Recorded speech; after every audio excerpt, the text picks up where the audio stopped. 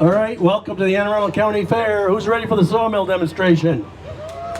All right, who is the youngest person here? Oh my God, hold on a second. You get an award for being the youngest person here. Can you come here? Hey, it's good stuff. Twizzlers, it's bad for your teeth. You're very welcome. Nobody says thank you anymore. Somebody, who told you to say thank you? Good job, Mom. Okay. All right, young guys. Who's the oldest one there? Well, you can't get away that easy. Come here. All right. Have some candy. And you know what? I can't just give it to you. You guys all need some. Come on. Thank you. You bet. You bet. There you go. Sir. All right, you bet. Want some more? There you go. Oh, you only got one, dude. Get back here. Thanks. There you now you got two. Okay. So, who knows? Don't say, "Sir's my father." I'm Wayne. How old is this saw? Who knows how old it is? It's probably older than you. It's older than you. It's like 75 years old or 80 years old. It's a very, very old saw. Why do you need a sawmill? Who wants a sawmill at their house? Well, think back to 1920 or 1900 or 100 years ago. Think back to 1937. And those of you guys on the interweb, online, there's a map online of Anne Arundel County from 1937. We had a lot of sawmills in this county.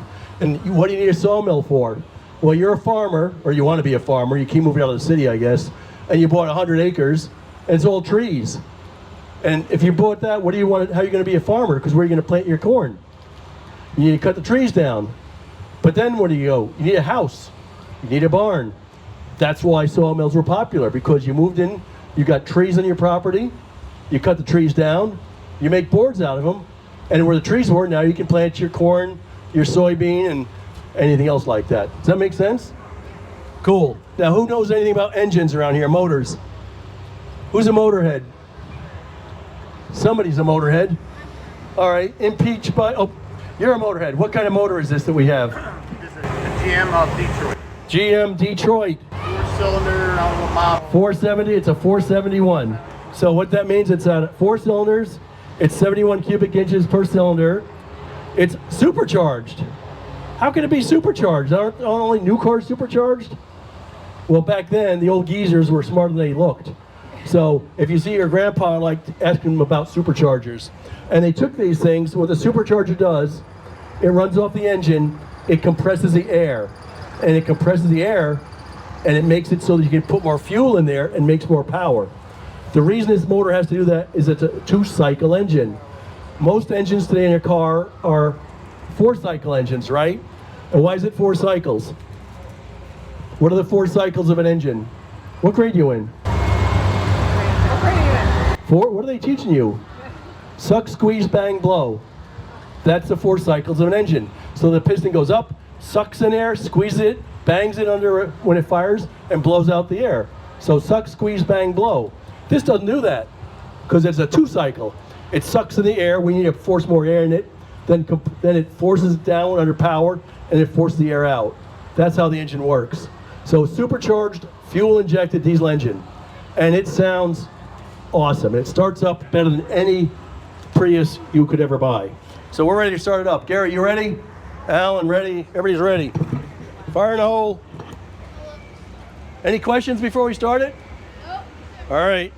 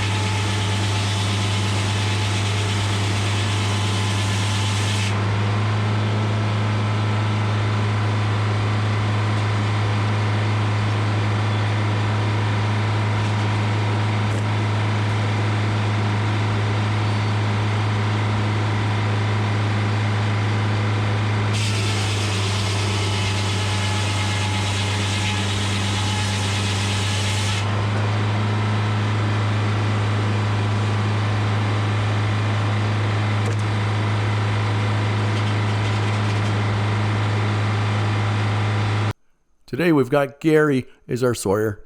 We've got Alan doing some log rolling. And we've got Doug helping unload the slab wood and the boards. And Wayno's hiding somewhere, drinking soda or something like that.